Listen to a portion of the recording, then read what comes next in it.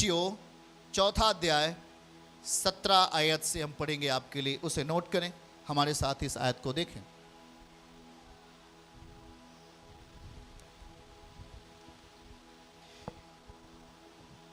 इफिसियों 4:17।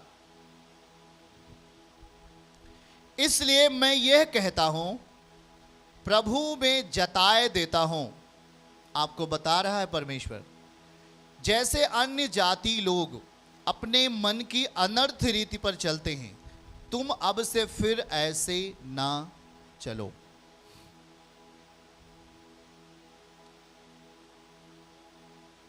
अठारहवीं आयत, क्योंकि उनकी बुद्धि क्या हो गई है?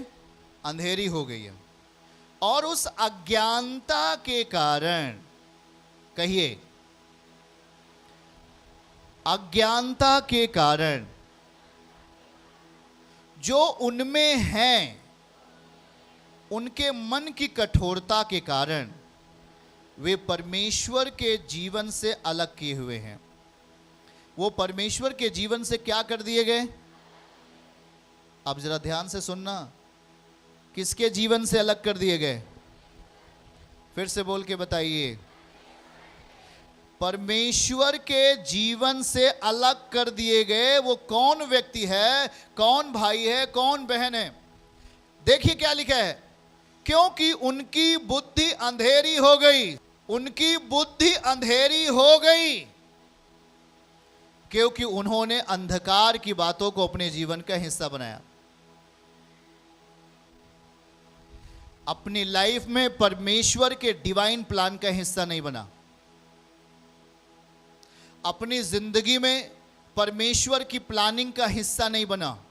जो परमेश्वर आपको अपनी जिंदगी में हिस्सा बनाना चाहता था, अपनी शक्ति में आपके जीवन को वो हिस्सा बनाना चाहता था, आपने उस डिवाइन प्लान को अपनी जिंदगी में आने से रोका। कारण आपकी स्व इच्छा, आपकी स्वयं की इच्छा, आपकी स्वयं की मर्जी, आपका स्वयं पर चलना, आप उस डिवाइन प्लान से अलग हो गए। परमेश्वर की उस दैवी सामर्थ्य से, परमेश्वर के उस प्लान से, योजना से आपने अपने आप को अलग कर लिया। क्यों अलग कर लिया? क्योंकि आपको वो संसार की चीजें भाई, आपको वो संसार के तमाम ट्रेडिशन अपनी जिंदगी में ला दिए। आपने संसार की तमाम ऐसी बातें जो परमेश्वर को अच्छी नहीं लगती हैं, उसे आपने अपनी जिंदगी में स्थान दिया। और यहां लिखा है, उनकी बुद्धि अंधेरी हो गई।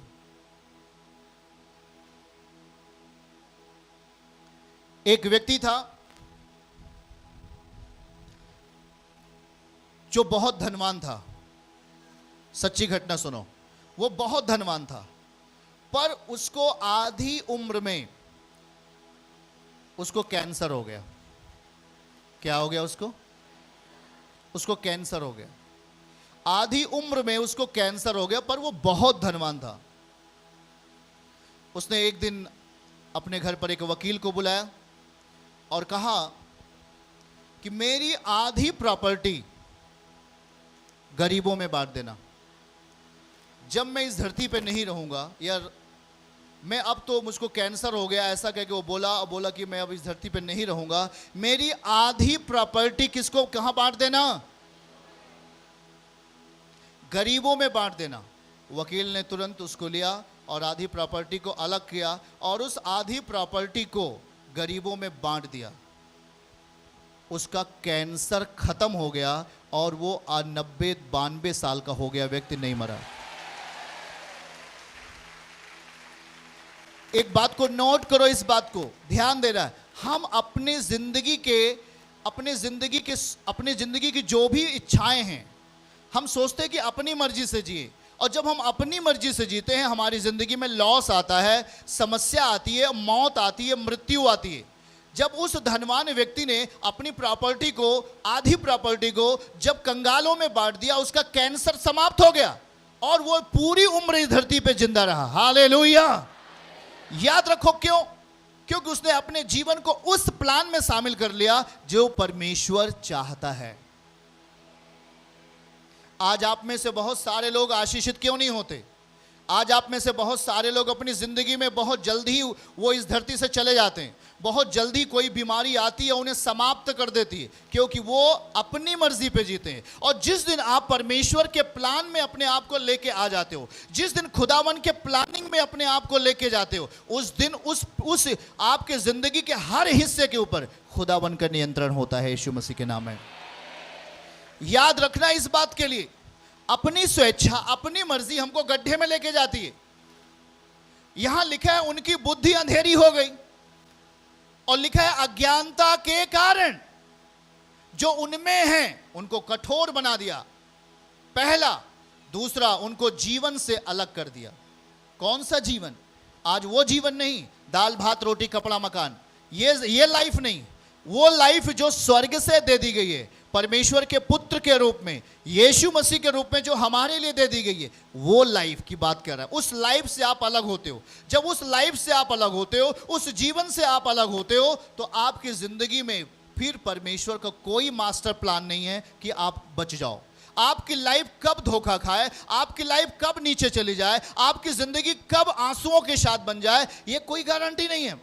लेकिन जब आप अपने आप को परमेश्वर के प्लानिंग में लेके आ जाते हो, जब कहा जाता है कि याकूब ने कहा, अब स्वामी मेरे पास तो अभी कुछ भी नहीं है, पर याद रखूंगा मैं एक एक पल को। यदि मुझे आप बचाते हैं, मुझे आप संवारते हैं, मुझे आप प्रोटेक्शन देते हैं, मुझे आप स्टैंड करते हैं, मुझे आप खड़ा करते हैं, मुझे आप प्रॉपर्टी देते हैं, तो मैं निश्चय ही उस प्रॉपर्टी के भाग को मैं आपके डिवाइन प्लान में शामिल कर दूंगा। मैं आपकी योजनाओं में उस प्रॉपर्टी का 10वां भाग, उस प्रॉपर्टी की उठाई हुई भेंट को मैं आपके राज्य के लिए देता रहूंगा। सुनो ध्यान से। और जब इस बात को वो प्रेयर किया, उसके पास कुछ भी नहीं था, लेकिन जब इस प्रेयर को करके वो अपने मामा लाबान के यहां जाता है, और वहां पर उसने 20 साल का वक्त गुजारा। कितने साल का बोल के बताइए? 20 साल का वक्त गुजारा। और 20 साल के बाद, याद रखो, 20 जब से वो कहा, तब से लेकर के 20 साल के अंदर वो जहां काम कर रहा था, उससे भी कहीं अधिक वो धनवान बन चुका था, यीशु मसीह के नाम में। आप अपनी इच्छा परमेश्वर को नहीं देते हो। खुदावन चाहता है कि आप अपनी जिंदगी में जो कुछ करो, परमेश्वर के प्लानिंग के तहत करो। एक व्यक्ति अपनी प्रॉपर्टी का आधा भाग जब कंगालों में बांट देता है, उसकी जिंदगी से कर्ज खत्म हो जाता है, श्राप टूट जाता है, और वो कैंसर से जो मरने वाला था वो पूरी उम्र तक जिंदा रहता है। आमीन। आप याद रखना, इस बात की सच्चाई, आप में से बहुत सारे लोग इस बात को नहीं जानते हो और बोलते हो कि नहीं नहीं नहीं, मुझे ये चीज नहीं करना चाहिए। शायद आप जिस स्तर पे हो, उस स्तर पर आप अपने बीज को बोते हो। सही है, बोना भी चाहिए। जिस स्तर पे खुदा ने आपको रखता है, उस स्तर पर अपनी जिंदगी के हर भाग को, केवल बीज ही नहीं, पर हर स्तर पर अपने आप को परमेश्वर के प्लानिंग में जब अपने आप को शामिल कर लोगे, आप डिवाइन प्लान में ऊंचे उठते जाओगे।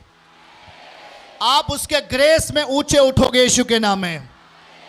अचानक आने वाली हर विपत्ति से परमेश्वर आपकी रक्षा करेगा। आमीन बोलो। पर आपको हमेशा यह सचेत रहना पड़ेगा, सावधान रहना पड़ेगा। जब तक परमेश्वर का प्लान आप में स्वीकार नहीं होगा, खुदावन का प्लान आप में बल नहीं पाएगा।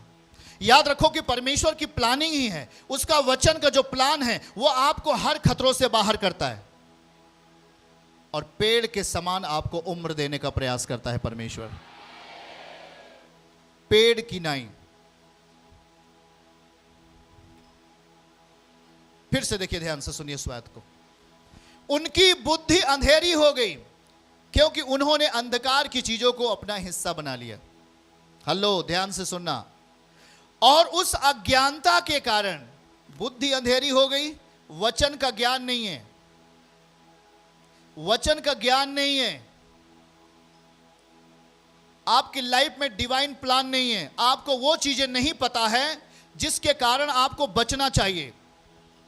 पौलुस कहता है कि जो पौलुस के साथ सेवा कर रहे थे, जितने भी सेवक लोग और जितनी उसकी कलीसियाएं थी, चाहे कुरिन्थियुस की कलीसियाएं हों, फिलेमोन की कलीसियाएं हों, कुलेसे की कलीसियाएं हों, जो भी कलीसियाएं पौलुस ने बनाई थी, उसने कहा कि अगर तू मेरे साथ रहेगा तो याद रख कि मेरी जिंदगी से परमेश्वर जो प्लानिंग देगा वो तेरे भीतर जाएगा। वो कहता है कि मसीह में तेरी हर घटी परमेश्वर पूरी करेगा। आमीन बोलो। याद रखो, जब आप चर्च में आते हो तो आप हमारे विजन को नहीं पूरा कर रहे हो। परमेश्वर अपना विजन, अपना दर्शन आपको देता है, और इसीलिए कहता है कि आपको स्थिर होने की जरूरत है। आपको स्थिर होने की जरूरत है।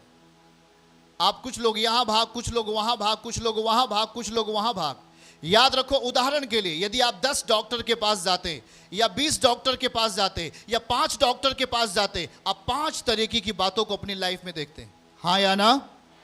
पर याद रखना इस बात के लिए, जब आप अपने जीवन को सही दिशा में, आपका मन जब तैयार है, आपकी इच्छा जब जाने के लिए तैयार है, और आपने अपने आप को परमेश्वर के राज्य में जाने के लिए आपने तैयार कर दिया, और यदि आप तैयार होकर यहां आ गए तो रुक जाओ, परमेश्वर का विजन आप में पूरा होने वाला है।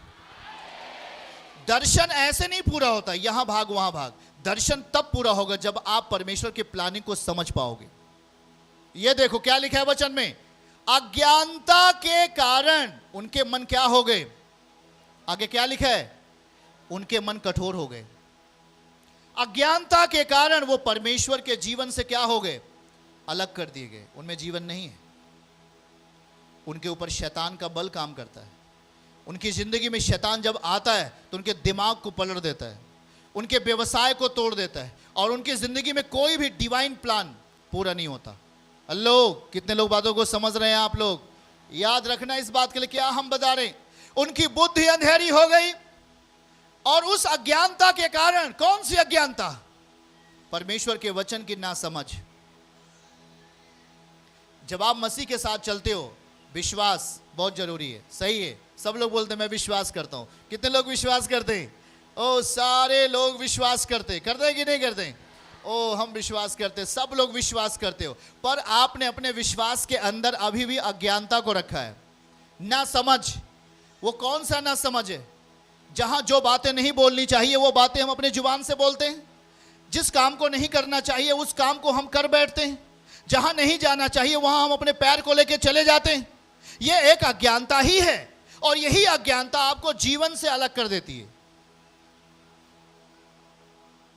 और आप अपनी लाइफ में एक नुकसान को देखते हो। आप दुआ करते हो, गिड़गिड़ाते हो, आपकी नहीं सुनी जाती।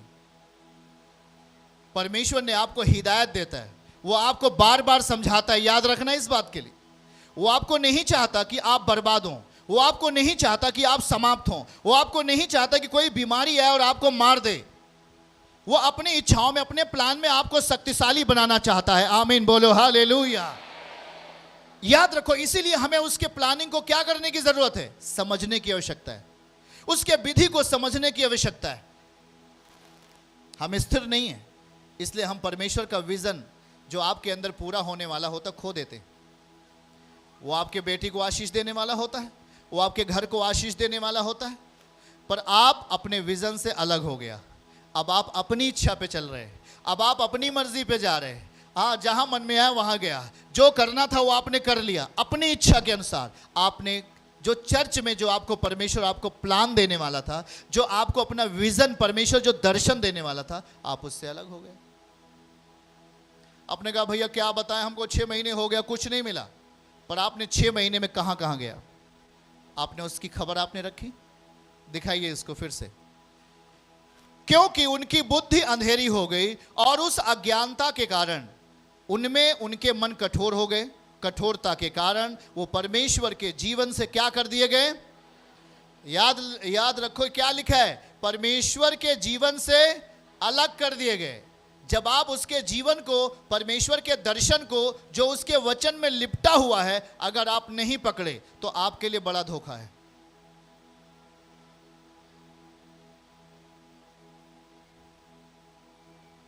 आपके लिए बड़ा धोखा है। पर जब आप उसके प्लान को पकड़ लेते हो कि मुझे जो कुछ सौंपा जा रहा है, हर सप्ताह, हर दिन जो हमको सौंपा जा रहा है, वो हमारी लाइफ को बेस्ट बनाएगा। चर्च की सभी प्रार्थनाओं को और परमेश्वर के दास के द्वारा टीचिंग सुनने के लिए और अपडेट्स को जानने के लिए हमारे इस चैनल को सब्सक्राइब करें और साथ में बेल आइकन को दबाएं ताकि जब भी लाइव प्रार्थना हो तो सबसे पहले आप देख सकें।